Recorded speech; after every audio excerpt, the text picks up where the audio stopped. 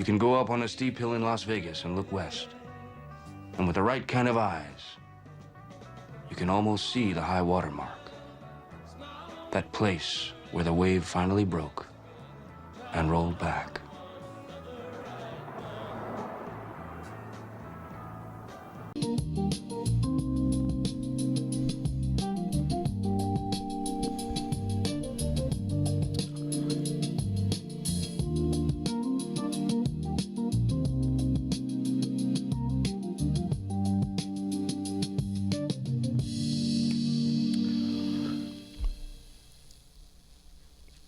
That is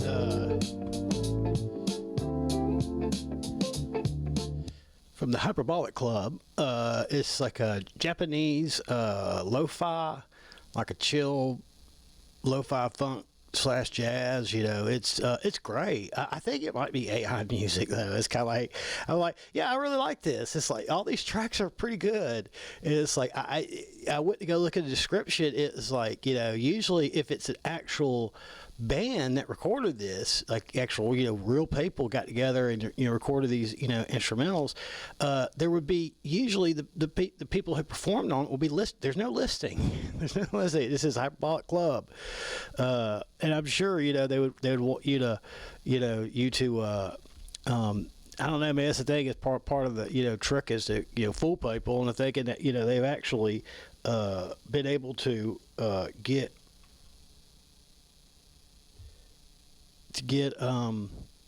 you know, people to think that it's you know, real music. I mean, technically, I guess you could say it is, you know, technically real music. It's just not. It's just digitally created by, you know, some fucking, you know, extremely complicated computer program. It sounds good as fuck too.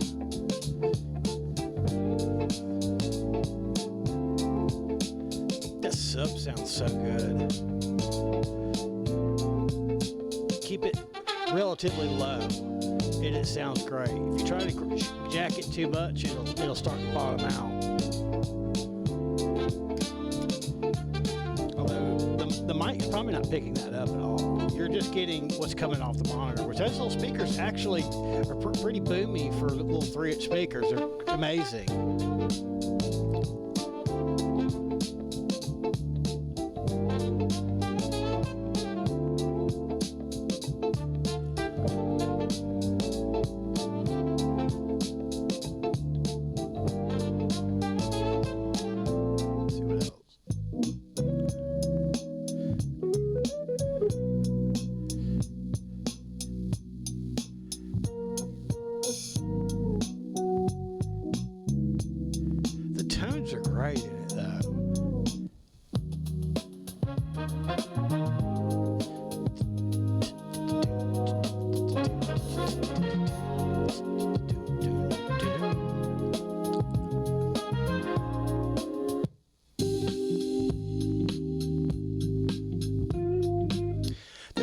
I got, that was a hell of a fucking steal.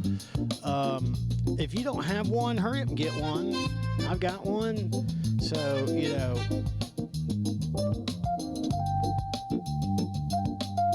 because that was the thing, was that this Behringer I bought, it sounds, here's the thing, it sounds good on the headphone playback on the monitor. It sounds, you know, fine, but when I listen to it on YouTube, it's like really low. It kind of dull, really low and dull sounding. It's almost like, yeah, these are supposed to be 24-bit, you know, 192 kilo. Well, it don't sound like it. You know, it just kind of like, one of the things I don't like about like some of these, you know, I wonder if I got one laying around.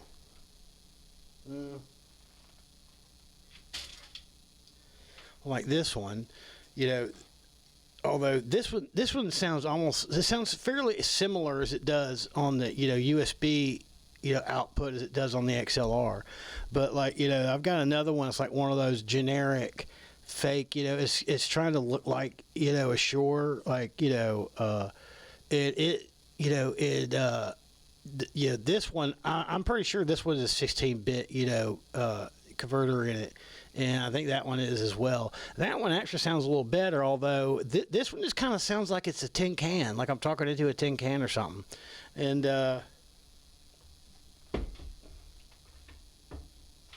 I mean, it's nice looking, you know. It's like, it's just too bad it doesn't really. I mean, it would work just fine. It's just that, you know, it comes through well, you know, but it just kind of does. It has that tinny kind of sound to it, like it's like the mid is too high, like it's got the high mids are too strong in it. But the thing is, you know, I'm looking at all the stuff I've got, just thinking about, you know, the fact that there was a time when all this shit would have cost a fucking fortune. This fucking mixer would have cost me, if this was like shit that, like, to get something comparable to this, you know, back in the 90s or something, you know, yeah, let's see if it'll, I can't quite get it there, because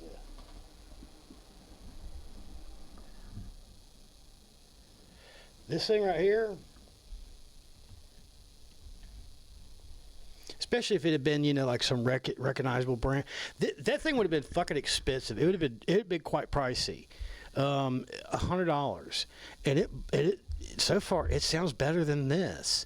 But the thing is when I bought this, it's supposed to be an open box. It's like, you know, so you usually pay $139. Well, it was reduced to $109. But then when I got it and I opened it up and I realized the previous customer, I think, ordered one, already had one. It still functions. Everything on it works.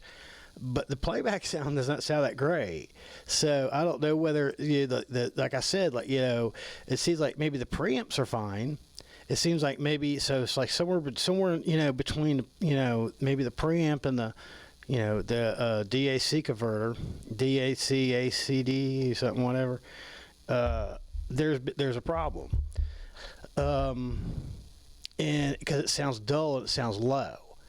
Even though I am maxing out, you know, the DAW on OBS, and, you know, on the playback, it's, you know, playing fine. This one, I actually can turn it down some in the headphones, or turn it down in the, you know, like the gains are not as high, and it comes through a lot better, and it's a lot clearer. It's a lot, you know, it's like it's right there. And the thing is, this thing, you know, has a USB input on the face of it. So if I want to use, you know, my phone direct, you know, now it's also got a stereo. The 56 channels, you know, they're each mono, but that could also work if you put them together. You use them singularly, especially if you leave, you know, the pan on, you know, left or right, you know, in the middle. You know, I was able to convert it up to, you know, here's a little this is a TRRS cable, and this is what I'm using.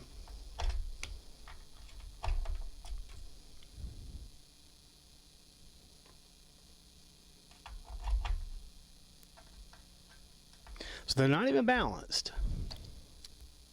Although over this short of a stretch, it should be, or at least it shouldn't be an issue. It's when they get the cables get really long. It's when they can cause problems.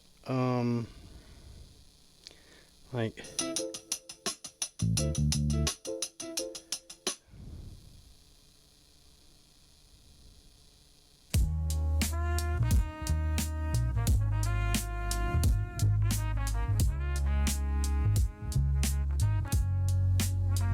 And that sounds good.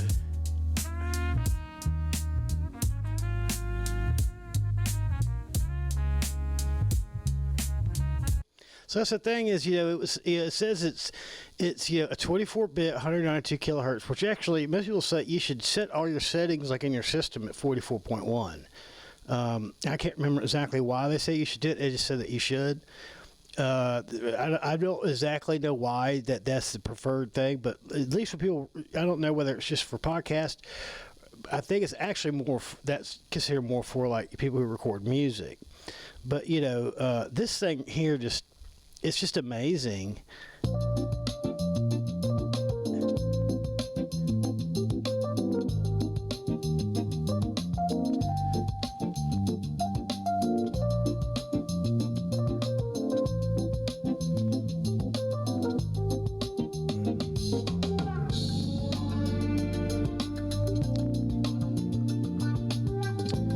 Let's try another one.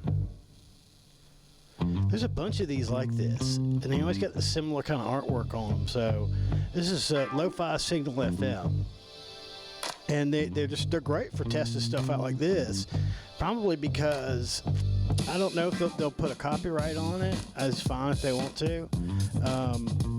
I don't do this for money. I mean, I don't even have views really. So I've just recently got a couple of views that was like more than 10 or 12, you know. So and then other ones I haven't, you know. So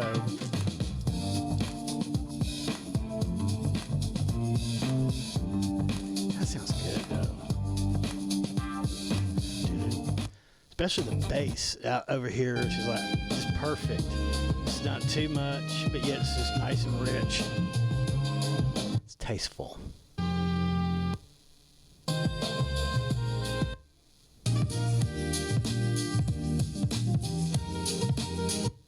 Fret well out. They're sounding kind of similar. What was the other one? This one's called Halfway to Enlightenment. And this one I kind of especially love. It definitely has a very vintagey kind of lo-fi, chill kind of thing to it. Mindfulness-ish. Fucking artwork they got on the room. It's like a cat going. But he's got this look like.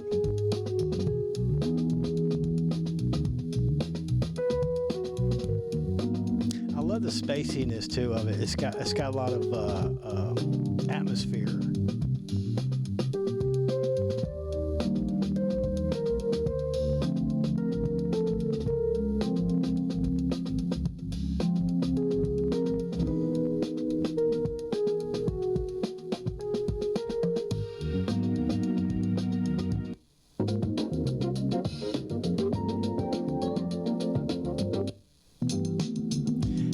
All the songs are like some sort of titles has something to do with cat and fish. Like this one, like the last one was Fishful Thinking, Chanting for Tuna, Catnip Nirvana. What's the Serendipity Interrupted?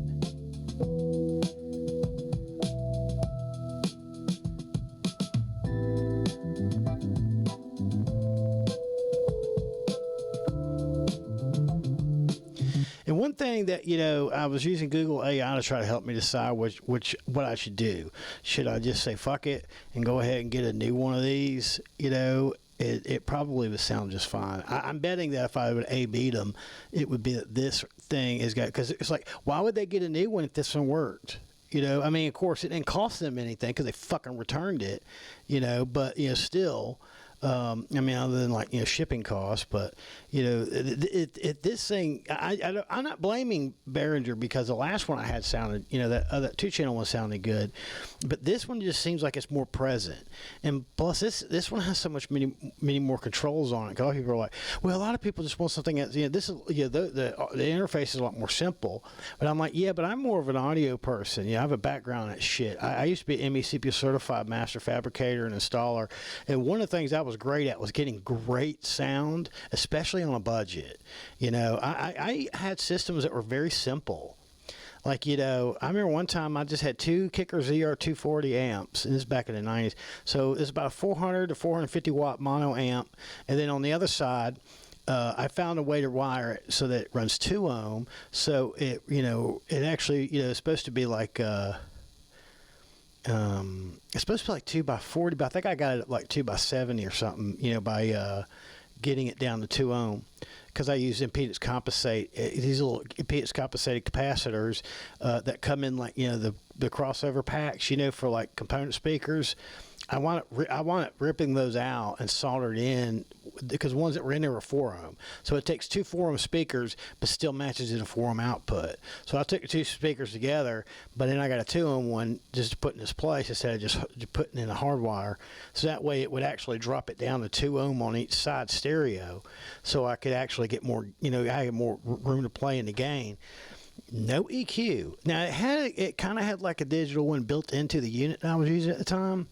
But even the components were like they're either kicker 6.5 or kicker 5.25, and I didn't even do the ND25 tweeters because I really like their titanium tweeters, which are technically a step down. Like the Silk Dome ones, you know, they usually come in their component sets are like $200, but I bought these individually, you know, and I bought the ND22s, which are titanium, and they're like $120 or something like that, or whatever. But they have they're a little more. I think they're more precise sounding. Some people would say they're harsh. I was like, yeah, I still think people know how to set an EQ, or they don't know exactly how to run it. And I'd have people sit in my car. I had that, and I had one like kicker.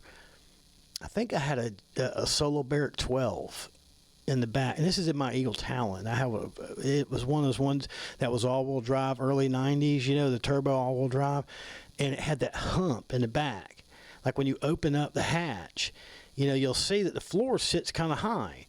And it's like you take the thing off, it's got a hump in it where there's already the carpet kit, you know, shit goes over the tire some. But then you take the tire out and you realize, oh shit, there's a fucking hump. So in order to make a box that would fit in there right, we just made one with a fiberglass bottom just so it would just fit perfectly up against the car. And that way, you know, it would take maximum, you know, usage of the space without having to make some big square cutout, you know. And it was just that one kicker 12. So well, this is a Solo Barrack though, and those things will definitely outshine, you know, a comp 12. And people sit in my car and be like, you know, they'd be asking me, what do you have? And they're like, so you're telling me all you got is this head unit, these set of speakers, one sub in the back, and it's not even like a 15, it's a 12, and you've got one, you know, you've got just two ZR240 amps, and it sounds like this. And I'm like, yeah, it's not that hard. You know, it's like a lot of people make it a lot more complicated than it needs to be. But see, I put a lot of time and effort into that box in the back, and it sounded great. It really is. It sounded fucking beautiful. But, you know, what gets me, though, is that, you know, these days, you know, especially for home stuff, it's kind of like, to me, that's more of a challenge, you know, because it's like to figure out what's going to sound good in the room. But I just figure, you know what? Home speakers, you know, or even just, you know, like these are supposed to be like, I don't know, they're active monitors. Whether they're intended to be really small, active studio monitors, or they're just, you know, nice, you know, oversized computer speakers, you know, to me, they're more like just really extremely affordable, generic, you know, studio monitors, because it's got this little 3-inch speaker. That little motherfucker kicks a lot of bass. I mean, I don't think the bass from the sub really is coming through this mic because it's pointed the other fucking way. It's reflection from down on the desk. But that little speaker will kick it though a little bit, you know, not a lot, but just for the mic there, it seems to be just plenty.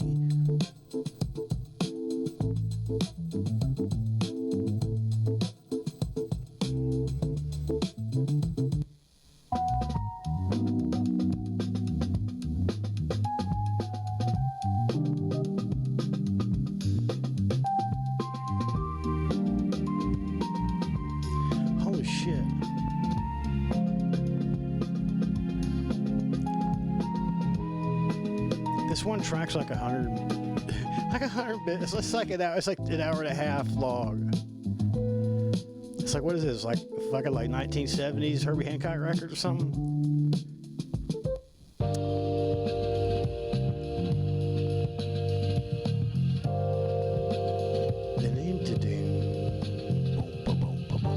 But you know that. You know, $100 for that mixer. I paid $30 for the speakers. They're supposed to be like $55, I think, normally, but then they were like half off. You know, I think it was during Amazon's, you know, whatever, you know, Prime Week, and you know, like the monitor that I'm watching, you know, that I can, you know, watch OBS on, so I can, you know, look at myself. Was like it's a white 24-inch MSI, and that's only a 1080p. It's only 100 hertz, but it seems like what they say is that to keep it relatively accurate and clear, you know, it's up to a 24-25 for 1080p. And then I got this ultra wide that I just got it yesterday. I already love it. It's a brand that's, I guess, relatively new. I don't know if you'd necessarily consider a generic brand, because a lot of their stuff is actually a little, not pricey, but for a brand that, you're not familiar with, it seems like, they're supposed to be pretty nice. This one is like, this was $150. Now I think regular retail on it, or the regular price is $200, but they're usually less than that. They are anywhere from $169, $179, marked down. But then this one was $150 on Walmart. And it's a 34-inch ultra wide, and it's a 2K. And they say that's a great compromise, because this is essentially like an extra. It's really what it is. They say it's like a 27, except it's really, really wide. Because it's the same height, and whenever you click on a video for YouTube and you go to full screen, the full screen will be the same full screen as a 27.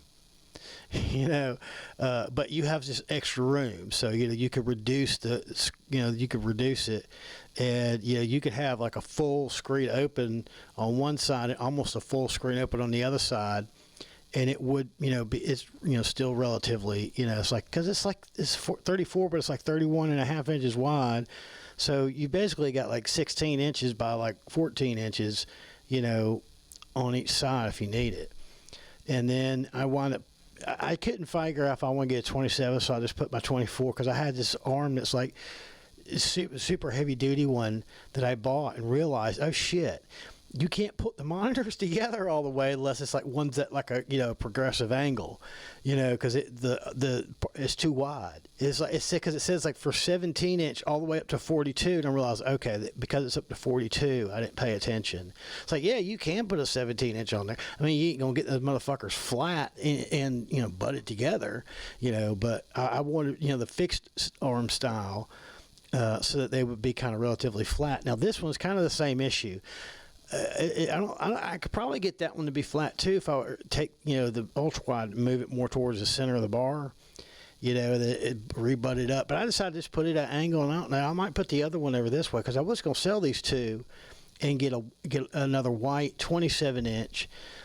There's one that's like a generic for like $95. But the thing is, it's like this: if I can buy a 2K monitor, a white 2K monitor. It's like, it's like 120 hertz refresh rate, so it's not terrible, but it's not great. For what I do, it's just fine. I'm not a gamer, so it'll work just fine. And it's like 90. It's like with tax, it'd be just barely over $100, and I can get it tomorrow. I would say that kind of is a symptom of us being a failing empire. And that high watermark from the video, from my intro, that kind of explains that there was a time, and I think we've had periods where that high water mark hasn't been reached, but at least it has come up from the low water mark. But over the years, it just that high water mark, that was way up here, it comes down, like in the 70s, in the 80s, and then the 90s. It's like, well, it didn't quite get up to here, but it was starting to move back upward, and then we hit the 2000s, it's like, and then we had a little bit of, we had some improvement for a little while, and then and then it went way low, and then this really old guy who's worked in government for fucking ever took over. And it actually was ridiculous how good of a job he did of trying to help us to recover. And then we thanked him by sending that motherfucker home. Oh, and then his second command, that should have also been, should be thought about. Even though she's a woman and black, I don't see what that's got to do with anything. She's a shitload more capable than what we got now. And they decided that one of the people that brought us down would bring us back up. I don't know how. It's like people, it's like, because of the fact that people just have such unbelievably terrible, they have such unbelievably terrible executive thinking, and they can't solve problems. Like, they can't, put all these things together and realize you are being tricked into, assuming something that's preposterous. And the only thing I could think of is that even though I would have thought that, like my grandparents and maybe even, my parents and people in their generation, were kind of, stupid or slow or behind, they're from a simpler time, but they weren't fucking dumb enough to fall for the shit we're falling for now. What does that tell you? What does it tell you when our education system is so bad that we raise people who now don't know which ocean, what ocean is that way? Is it like the Pacific? Like, okay, if I was going to point to the east from any point in the 48, continuous states here, the mainland of America, we have a satellite state, in Alaska way up there. We got a satellite state, out in the middle of the fucking ocean, Pacific, Hawaii. They wrote add-ons later, but the actual homeland, the mainland USA, if I were to point due east, which ocean would I be pointing at?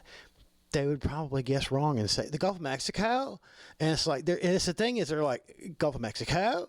And, that's when it's like they have no fucking clue. They don't even know how to think about, like, okay, what if I point to the West Coast? Which one would it be? And I don't even want to know what the fuck they'd say to that answer. But people have asked them basic questions, shit that I, in my generation, would have got right very easily. And we wonder, it's like, empire in decline, it's going to get worse. Unless we're really careful. And that's the problem is we're already fighting for our relevancy in the world, because the only thing that keeps us in the game is simply the fact that the world currency is based on the dollar, which is looking like, it's about, which is going to, if they quit universally, and they may do it just to fucking teach us a lesson about this fucking dumbass that, we got right now. They take that away. Oh my God, is it going to devalue, the dollar? Just it's the fact that it's the world currency is one of the things that helps keep its value up. Number one. Number two, it's also the fact that we are the world's emergency police. That's how our military works. Now, every once in a while, a Republican decides that they want to have some extracurricular activities for our military, and then they go start a fucking major war somewhere for, quite a few years to help, but that, that's essentially a really terrible economic stimulus program. Like FDR's was great. And, the one Biden wanted to do was actually based on that same kind of assumption. And then once again, they want to take away everything that stimulates the economy for the average person. And they do nothing but give, all the benefits to the people at the very top end of the pay scale, and then they want to also go start a war. And it's like, yeah, we can't really do that anymore. The only times we need to be getting in wars is when it's, required, it's justified. Like World War II, justified. World War One, justified. A Civil War, that was too.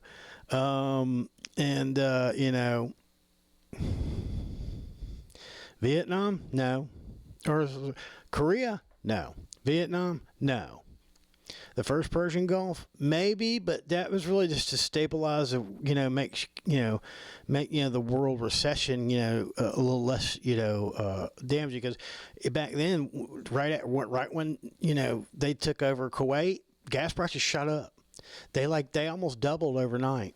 So they went from 90 cents to like $1.75, and people were shitting themselves in the early 90s about that, because most of the people around back then who were grown-ups remembered the fuel crisis of the 70s.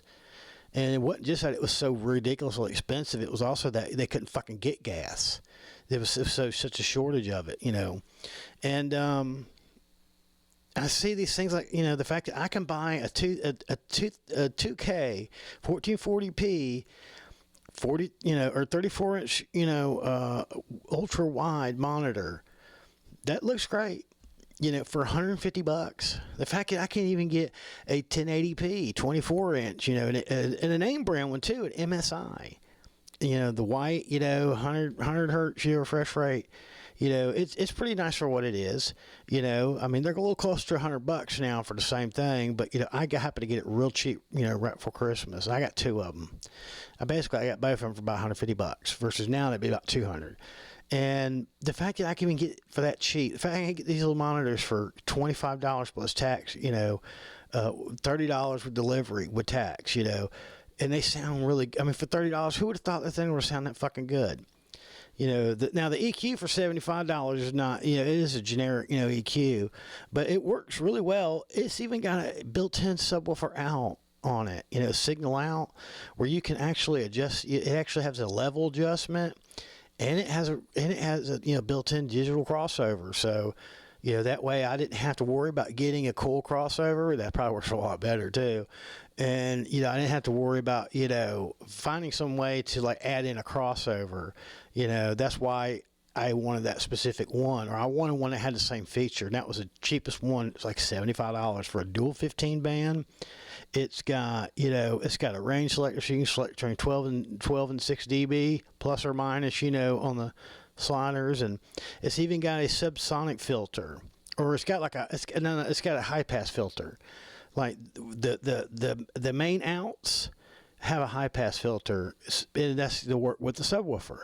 So I can actually have where these speakers up here don't play below a certain frequency, because like that one's crossed over at like 55 hertz. The subwoofer is. I usually cross mine over at like about 60. The very high is 70.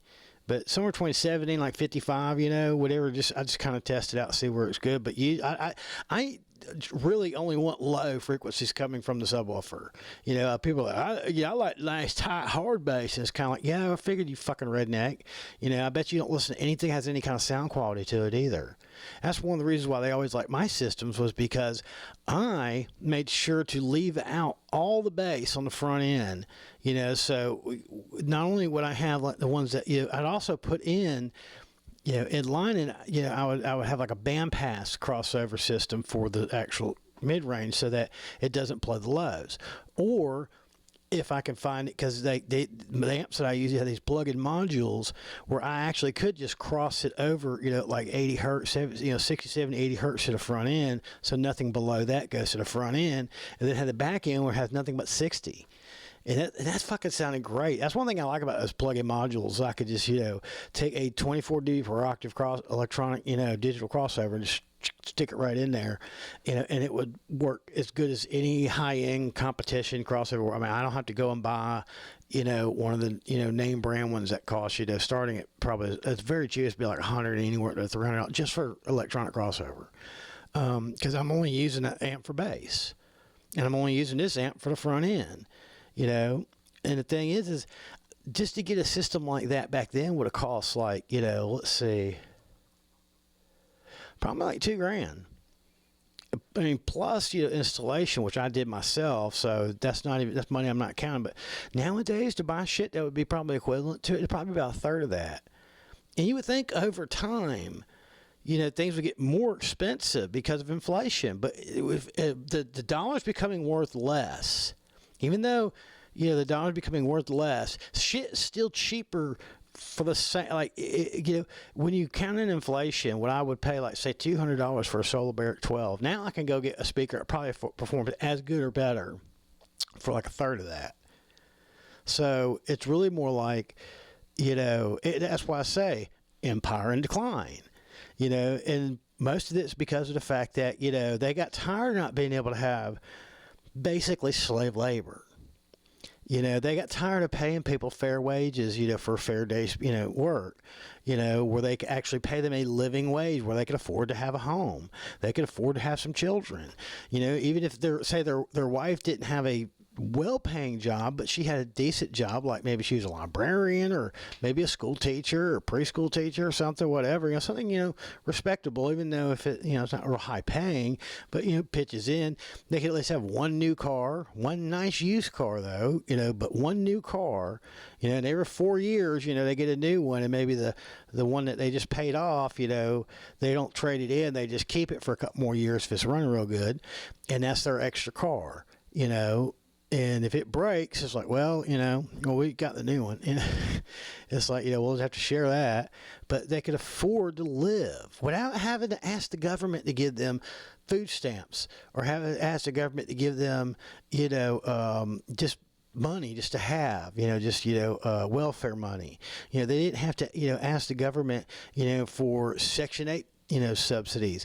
These are things that, they have installed over time to help compensate for the fact that we're a declining empire. We've been declining for a long time. And it's kind of like, people are like, that's the reason why they want to bring all the jobs back. And it's kind of like, yeah, that's not going to happen.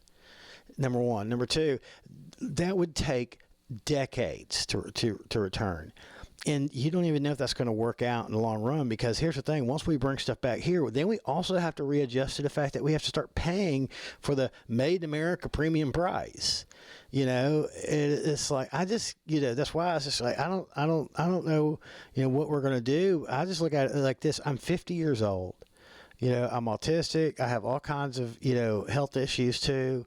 So even if I could or wanted to work, I really couldn't anyway, whether it be physical or emotional or being partly retarded, and I mean, even though I seem intelligent and capable, it still never seems to work out. It's like, no, they still don't want me to work there.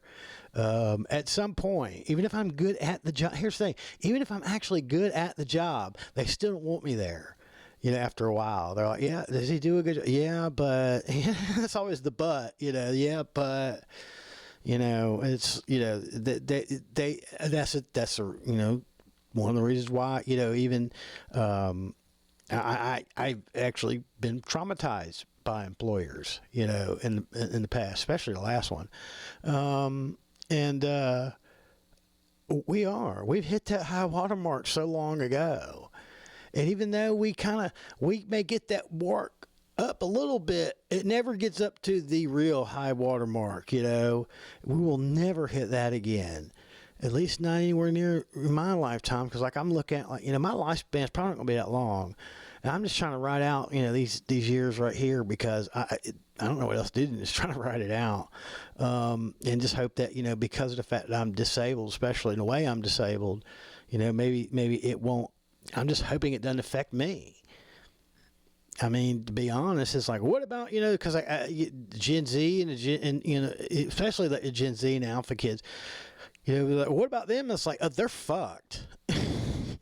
Not only were they raised the wrong way to deal with the specific type of adversity that they have now, when they need safe space, when you can't say the word retarded without one of them fucking fainting, like, that's not, I don't know who convinced y'all that was a slur. It is not.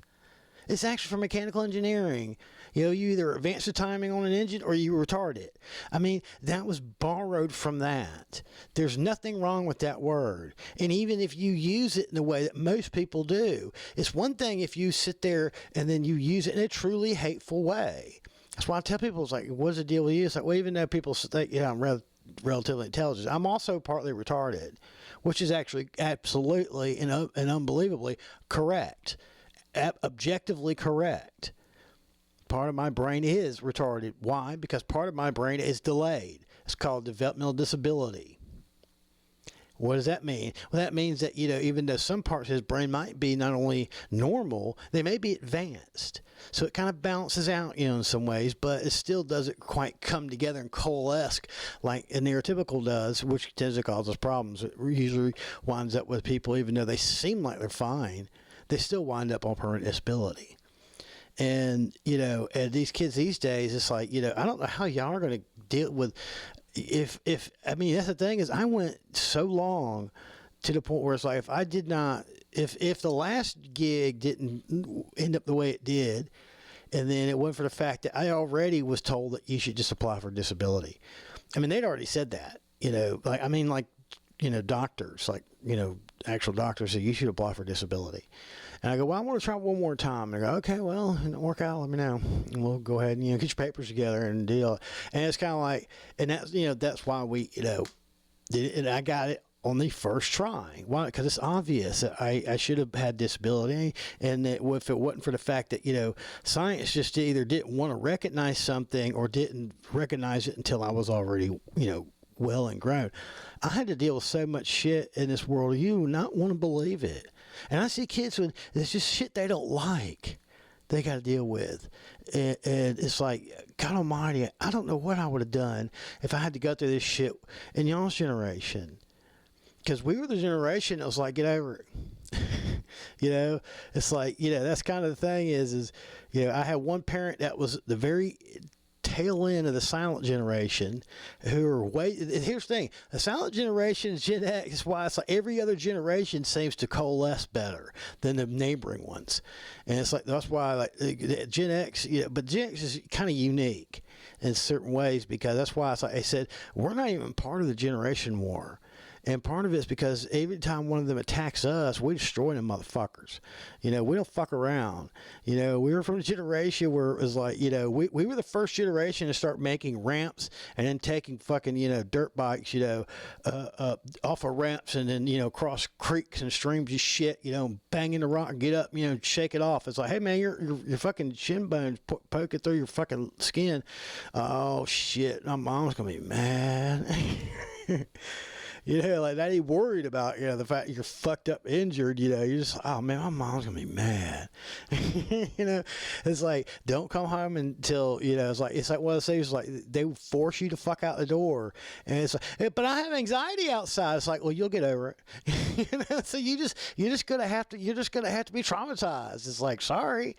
I mean, I don't mean to make light of it, but I think a lot of people probably, you know, think that if they weren't given the option to do whatever they want, it's going to be a traumatized situation. It's like, you may at first think that, but who knows? Maybe if someone actually pushed y'all out, you know, made y'all go out during the day and do shit, not be allowed in the house again until at least a certain time. Like yeah, get the fuck out. When do we come back? It's like, when it's dinner time. You know, like, okay. And then, you know, and then you just go and you have, like, you know, your neighborhood adventure with your buddies, you know, and you kind of become part of the world, you know, and you make a community. We took that away from them. We gave them technology. We gave them these things right here are fucking amazing. What an amazing fucking invention. Oh my God, though, is it fucking the downfall of society and the most evil fucking thing we could ever think of, you know? But like the fact that I look at all the shit. This computer right here. This computer was like, for me to build it, you know, and I bought. Hey, this is a a la carte deal too. This is a nice little motherfucker too. Trust me, I got the printouts from PC Benchmark.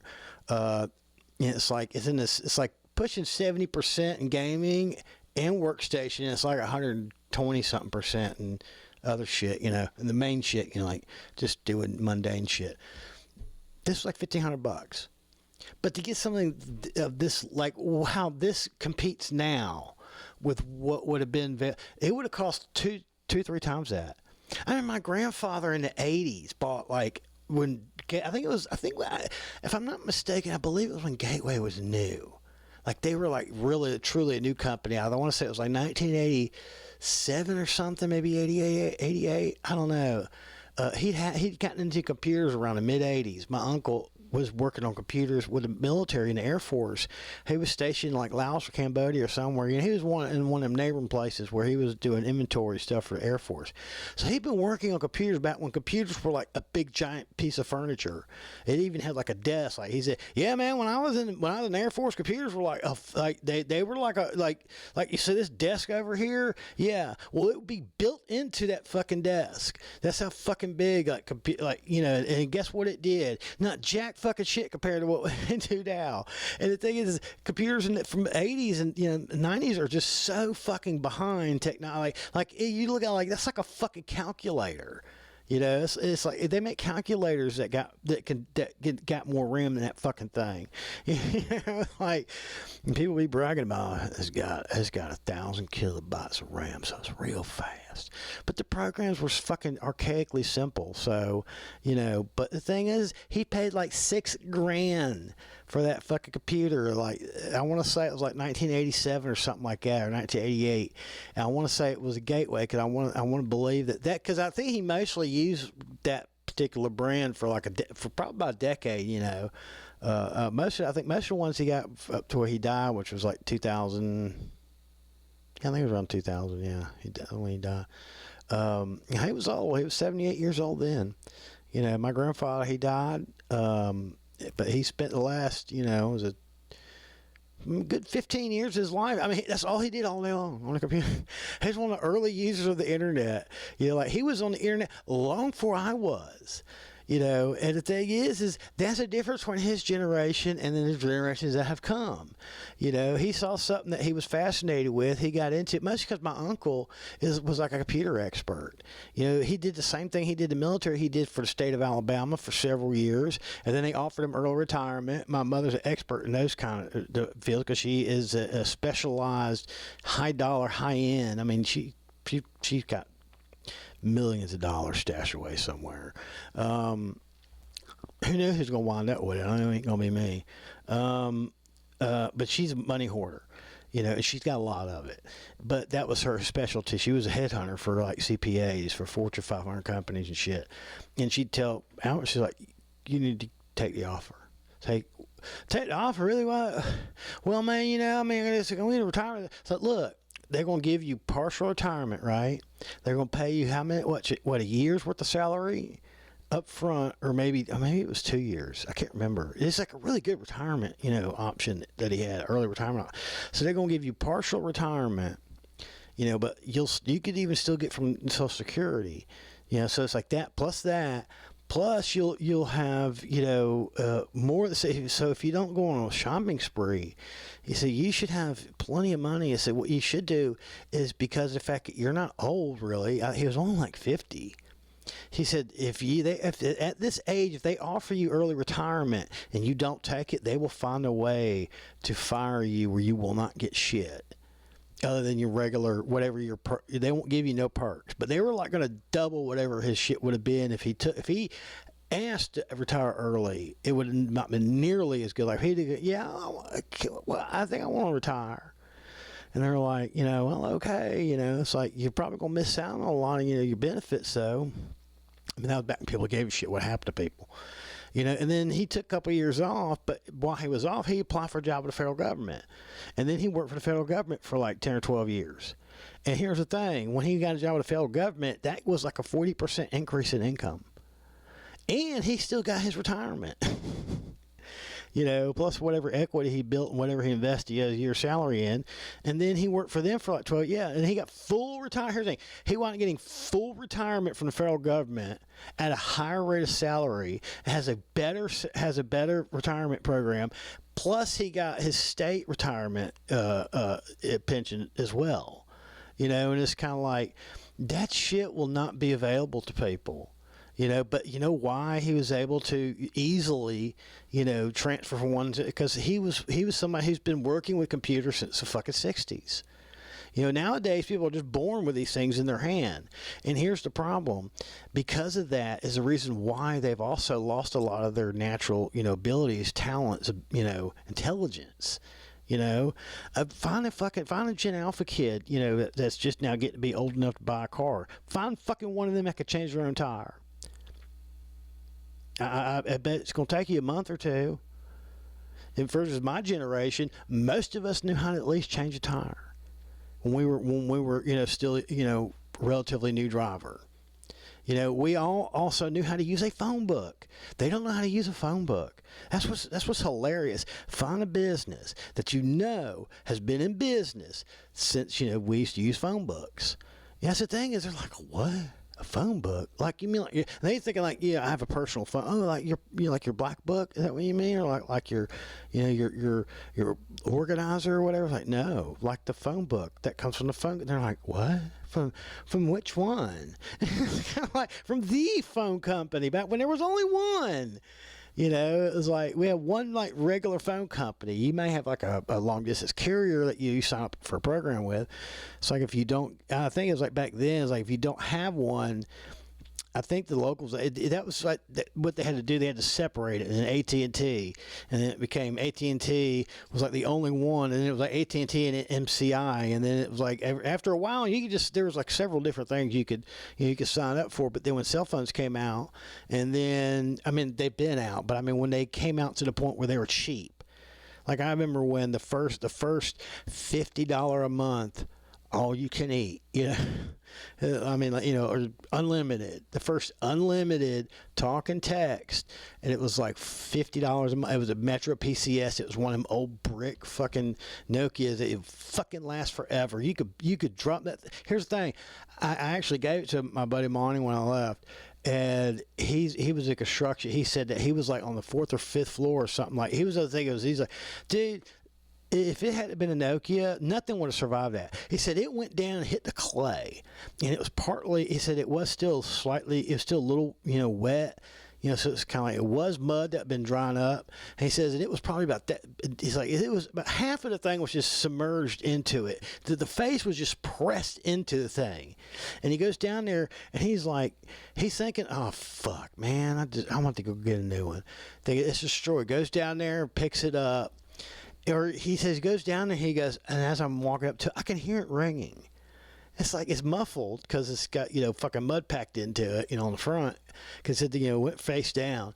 And he said that, but it was ringing, and I'm like picking it up and I'm like, and then, yeah, oh, sorry, yeah, I dropped my phone off the building. I just went and got it. Sorry, It's like, the thing is, and that was $50 a month. That ruined us because a couple years later, then the first smartphones came out, and at first those were kind of pricey to use, for for the data, But then a couple more years later, then data became unlimited, and then it was like, okay, well, big deal. It's like I remember my Metro phone went from in less than 10 years, it went from $50 a month for a Nokia brick. That was unlimited talk, unlimited text, to then being $50 a month, or no, $60 a month for a smartphone with unlimited data, unlimited talk, unlimited text. And that's where things went wrong. This is the procession of how things have gotten fucked up, and what kind of set, what paved the trail for a lot of that. There was also, the fact that social media has gotten to be so big over the years, and that was another kind of like, that was another one of those, like, it ruined us. And I don't know. I don't know. It's like one of those things where, I just kind of think about it. Thank God I got to see the old days, because that's why it's like Gen X was strange, because we saw what it was like before there was anything like actual technology. Back in the days where the most technologically advanced thing you probably had in your home was a fucking TV. Phones were basic. They were things that hung on a wall, had that curly cord, Here's the thing: a home that had more than one phone in it was considered, like, oh, y'all are bougie. Like back in the day, if you had like your own landline in your room, that was a big deal. And they talk about they only had 3 channels. It's like, well, when I was really little, yeah, but really it was like we had the 3 networks, and then you had like PBS, and then you had like probably 1, 2, maybe 3 local channels, so you had like 7, and then you had one that was like some weird outlying channel that sometimes doesn't even come in, or maybe it's just up for a few years and goes away, like one of those like things like a UHF, like that Weird Al movie, where he takes over some little bullshit station and turns it into a huge hit. And that is just, it's like almost a pirate station in a way, But yeah, so you have like, anywhere from, say, at the low end 4 or 5, at the high end 6 or 7. And then, I think by the time by about 1983, that's when we got cable. And it was like 20 channels. And then a couple of years later, it moved up to like 30 channels. And a couple of years, by the time you got to the 90s, cable was up like 50 channels. and then it go up.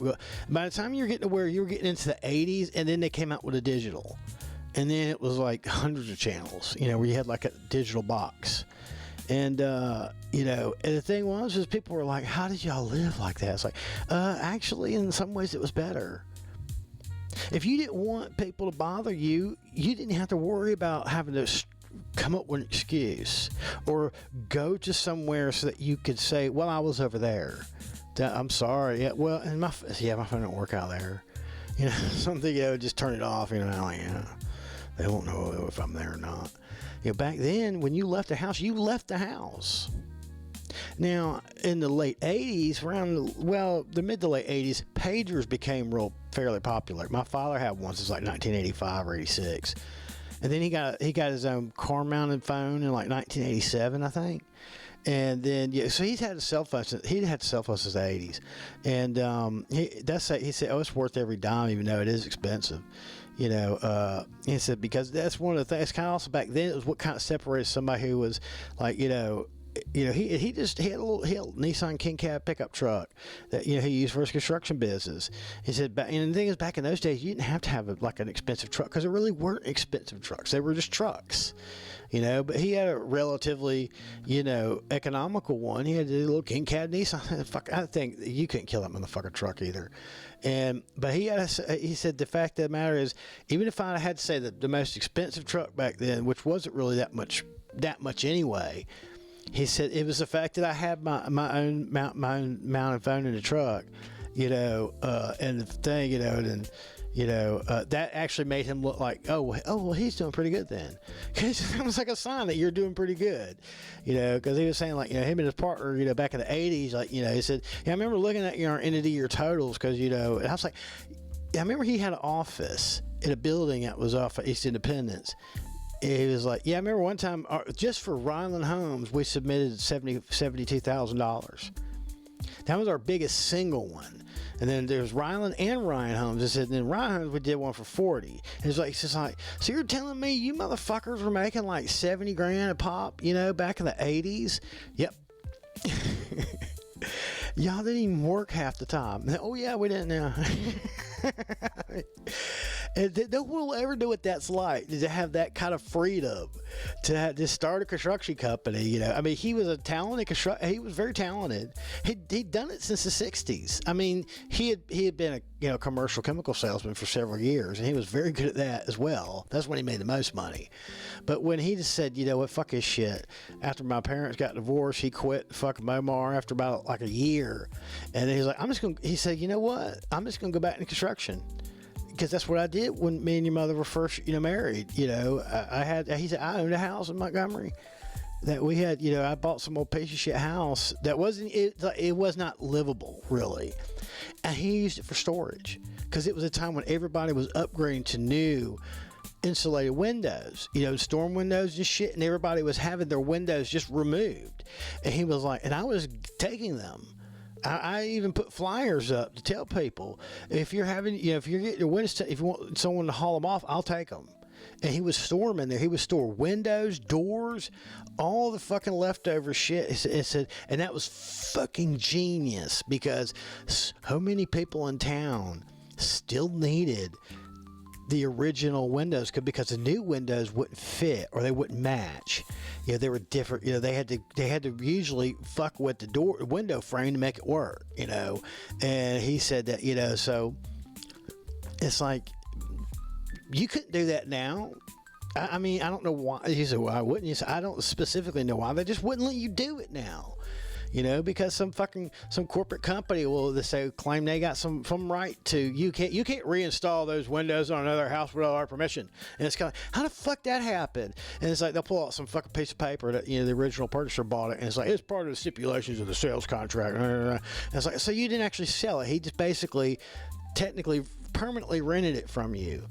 And you don't receive ownership of it until after they decide to throw it the fuck away. Just be to stop people from recycling shit, make them go fucking buy new stuff. Planned obsolescence has become a fucking art form now. But yeah, we are a nation in decline. We are empire in decline big time. That high water mark. The thing is, this is in the early 70s. So he's talking about culturally, we hit one in the 60s.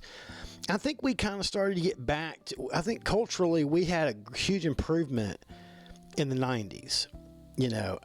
Everybody from Gen X is very, we are all very reminiscent. We all are just kind of like, we pine for those days. Technology was just, I used to have a badass car stereo system. Sound just as good as anything you can buy now. It just costs more. Cars, I thought were better back then. They're just, here's the thing, these things, I don't see those being technologically advanced because, I'm sorry, just because it rolls doesn't make it a car. It's a spaceship that doesn't go that fast and just stays on the ground. It's like, this is like fucking Trekkie fans, have designed what modern cars became. I love, a lot of the cars I have. Here's the thing, if I went and looked at some of the shit we have nowadays, and I go, what the fuck is all this? Why the fuck is there a TV mounted to the deck? Well, that's actually your control center. Oh, so you're telling me that every fucking thing I gotta do it touchpad, like a fucking iPad. Yeah, and it's like, no, that's not good. No, I want analog shit. Show me the model that's got nothing but analog, because I'm sure it's cheaper. They're like, yeah, we don't make those anymore. Motherfuckers! It's like, I'll just buy old cars. The last one I had was like a 2099 or 2001 Buick. It was like a 99 Buick Century. Bought for $950. Still looked pretty good. Yes, drove good, reliable. If I could maybe allow me to evade a whole crew of people for 2 states. It was comfortable. It was reliable. It rode and drove good. Had good power. It was a '90s car. It was just your '90s, four-door, mid-size GM. And that was X body. It's a continuation of X body basically.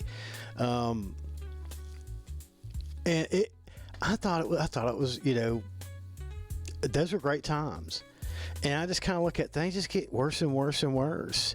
And the thing is, we've kind of slowly, in us taking advantage of modern stuff.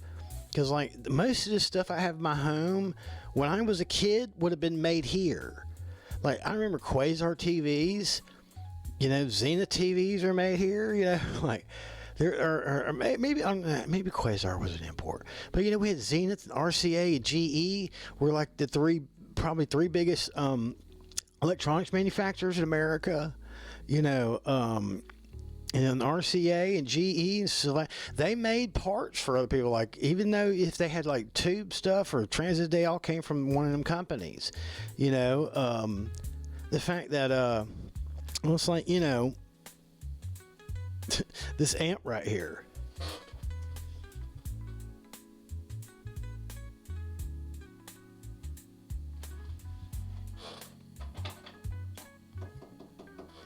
Made in the USA in good old Mississippi, USA.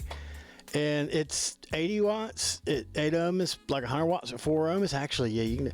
And this is one of the very earliest tube, it actually it's a transistor amp, but it truly does sound like a tube amp. It's like now they got these digital tube modelers. It's like, this is not a tube modeler. This isn't like, well, it could sound like a Fender, it could sound like a Vox, or it could sound like a Marshall, or it could sound like an Orange. It's like, no, it sounds like it sounds like a PV Bandit. I mean, it kind of has a little bit of a British tinge to it sometimes, but then it's, on the clean channel, it sounds more like Fendery, but then on the gain channel, which I don't really care for, it sounds a little bit more British. But that's just PV, and PV's like that other major U.S. brand that most people forget to not include. It's like that's what Leonard Skinner used when they toured. And it is kind of a redneck brand, and it's made Mississippi. That was like $500 new. Thing is they're still like that. They're still like $400, but it's the fact that they've been making that for like 30 years. It's just that they, somewhere about in the early to mid 2000s, they transferred all manufacturing of the Bandit or the Transtube series over to China. Those amps sound just as good too. You could depend, like in the Red Stripe series, which is the ones where they transferred them over. You can't tell the difference. In the new ones we call the silver or the gray stripe, they still sound good. They still sound good, especially if you put a different speaker in it. The factory speaker doesn't really sound that great. If it's well broken in, like this one had that what's that British one, what's it called? Sheffield. It had the like 80-watt Sheffield in it. It actually doesn't sound bad, but the Scorpion Pro sound is like their version of like an EV that I've got that's in a separate cab over there. That thing sounds fucking awesome. Between this and that, a decent guitar, some decent pedals, setup. I mean, it sounds like a tube amp. And that's the thing is that was made here in the USA. You could have never got something made in Asia that was anywhere near that good until we just basically gave them the electronics blueprints and go, yeah, we want you to make, about 10,000 of these a year. Okay. And, but they were the ones that were made by PV for, like, say, the Australian market or European markets were already made in China for quite a few years. It's just that the ones, like, say, on the Western Hemisphere, I think that's kind of how they if you're in the Eastern Hemisphere, you got the Chinese one. If you were in the Western Hemisphere, you got the American-made one. And what the difference was is we paid a little bit more and they made a little bit less because of labor differences. And now almost only their really high-end stuff that's not even PV. Like they own Buddha, and something else. And it's like, those are still made here in the U.S., but because they're competing with like, Mesa and shit, And so, I mean, it's just that, the fact that when we started to offshore everything, and then people were like, wow, it's really, man, stuff is cheap, Here's the thing, China has kicked our ass. They make pretty good shit now, pretty cheap. Same thing in South Korea. They make really good shit, pretty cheap too. Indonesia, they make pretty good shit, pretty cheap too. The only place that makes stuff that is competing in price or even more is some things that are made in Japan. And a lot of stuff made in Japan is probably better than stuff we have here. Like I'm speaking more like guitar stuff, but electronics, we make great specialty stuff, but when it comes to mass production electronics, we've had issues with that for a long time.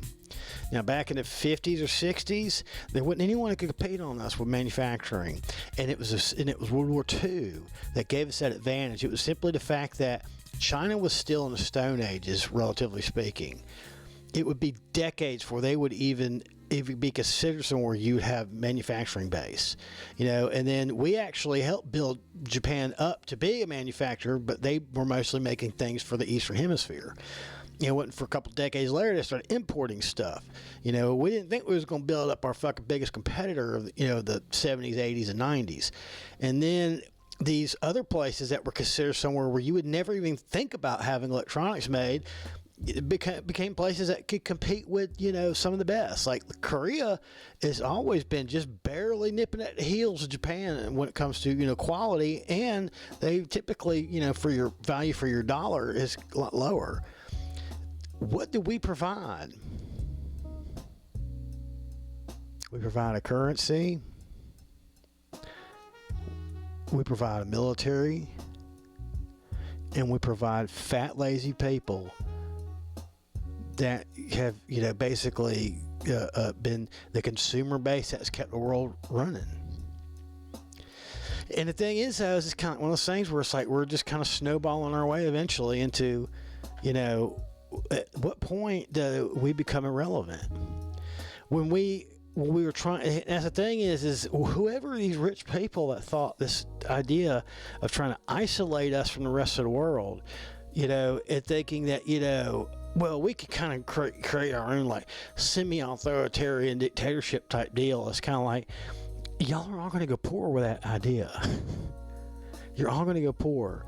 It's like in the maybe in Italy, 1920s and 30s, the wealthy were able to get away with that simply because of the fact that it was the 1920s and 1930s. Plus, almost all economies back then were pretty much local.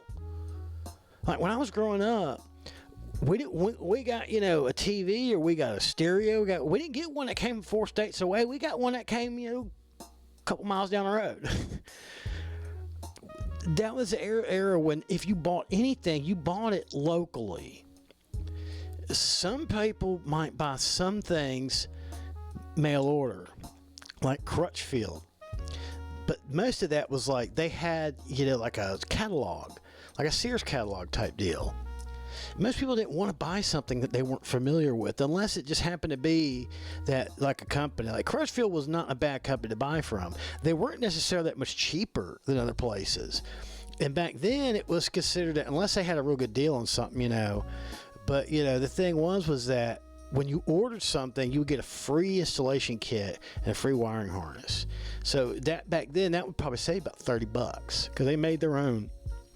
They made them cheap, And that was kind of like what they sell them stuff for about the same price as stores, but you got plus they would give you all kinds of assistance. They have lines you can call and ask, if you have problems, whatever, because it's like, they encourage you to learn how to do it yourself. Nowadays, you couldn't do anything yourself if you wanted to.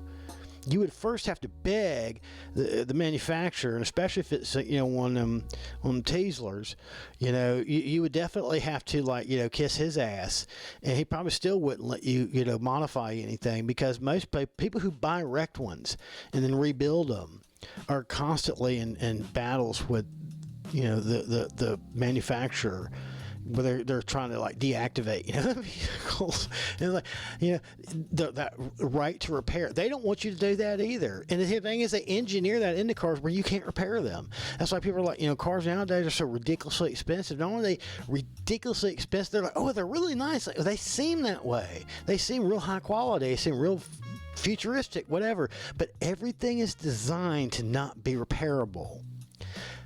Back in my day, there was a time where almost all electronics were repairable. And then in the 80s, especially by the time you got to the 90s, nothing was repairable anymore. If it broke, unless it was like a peripheral type little deal, like a switch or the dogs, whatever, that are inside like a washing machine, with the center part, where it can spin back and forth, so it locks one way, but then it spins freely the other. Well, that's like a hard plastic thing, and over time it'll wear and break out. Because my ex-girlfriend, we had to go buy those a couple times, and like stuff like that. I doubt that even that anymore, because they've gotten rid of those center things. It's like most of them are like on the side where they spin, and those don't need like the center thing, the agitator in the middle. And it's like all this convenience, all this technology, and the fact that we use it to our advantage, but we don't take part in it anymore. But also when I was a child, even though you say that we had a more stable economy, it's like, yeah, we also didn't buy a lot of shit. We bought stuff that was something. We bought a home, or we bought a vehicle, But the thing is like the resale on it was better for most things back then, for certain high dollar items, and plus some things were designed to go a lot further.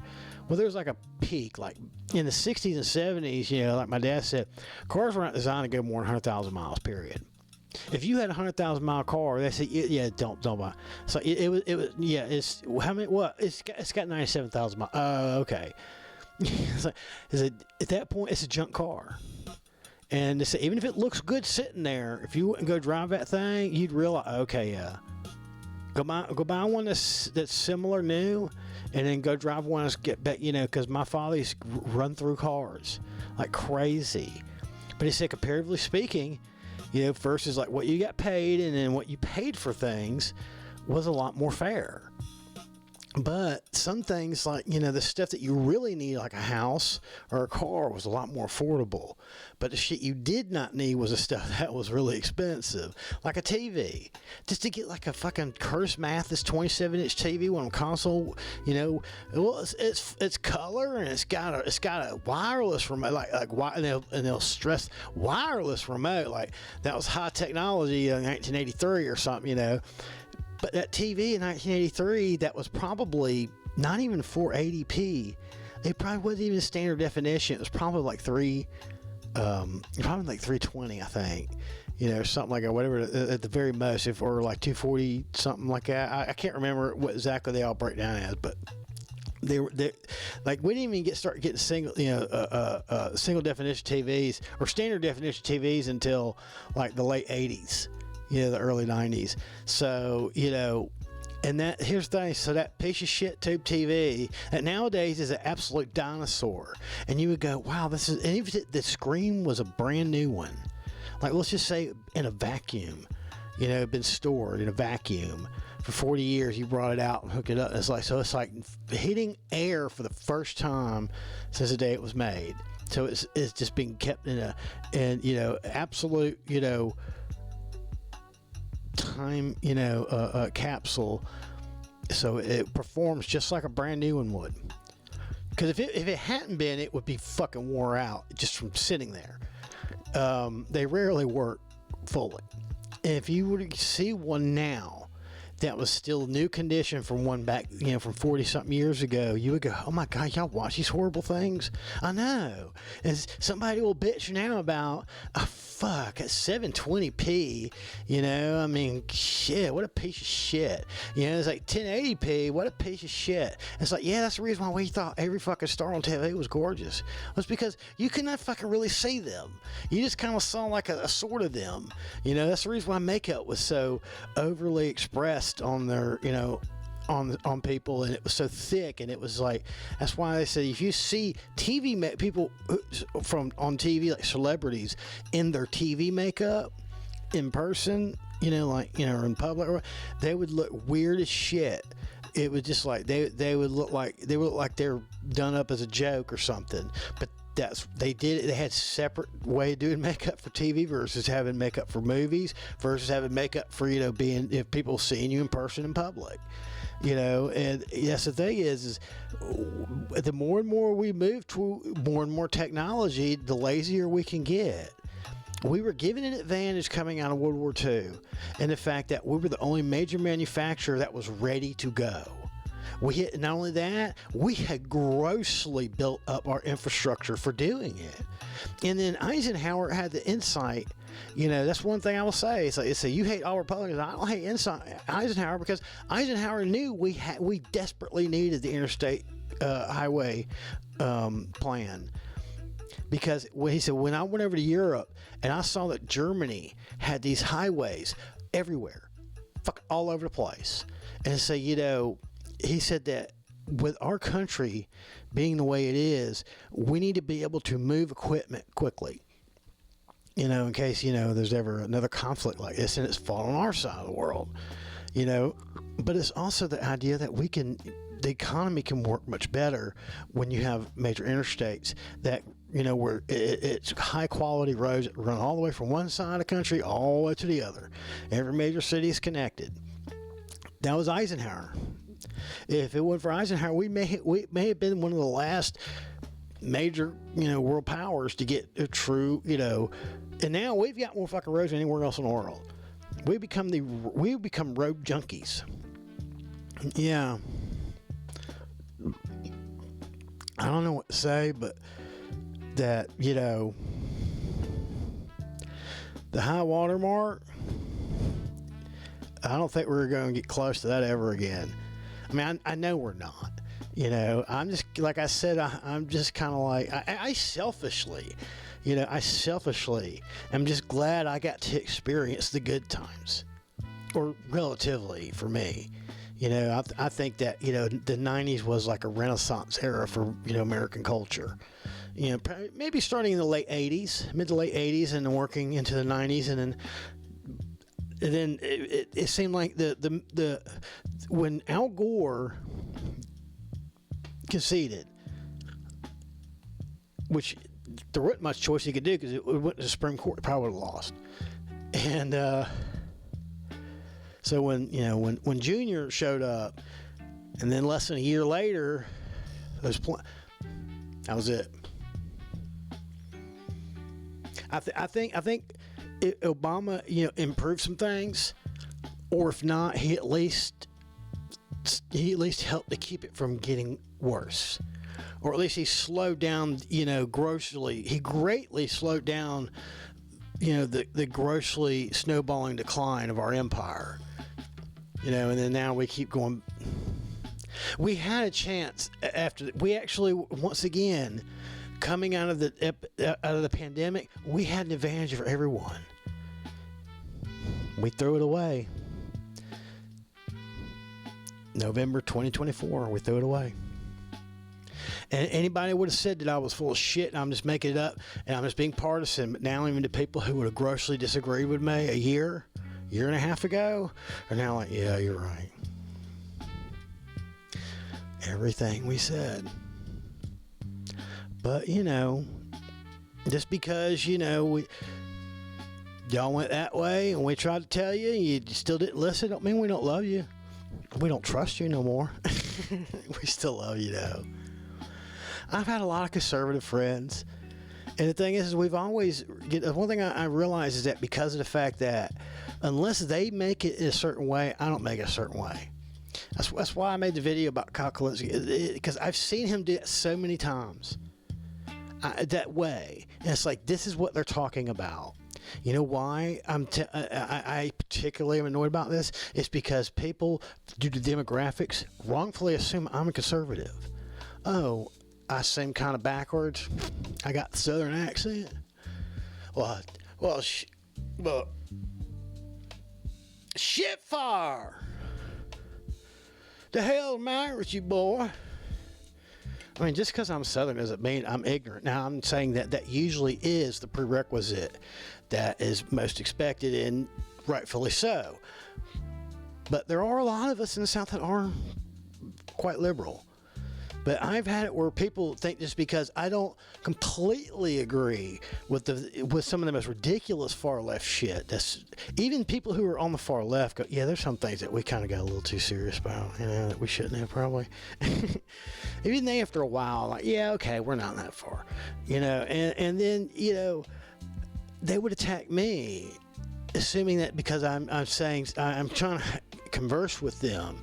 Because I'm thinking maybe they don't. There's a part they don't understand because they don't know how to relate to people who disagree with them on this. And instead of trying to have that back, like I've always had with conservatives or most of the conservatives in the South, they immediately attack me, thinking that I'm MAGA. I'm trying to set them up for to own them. And it's kind of like that. And Kyle Kulinski is one of those people that does that.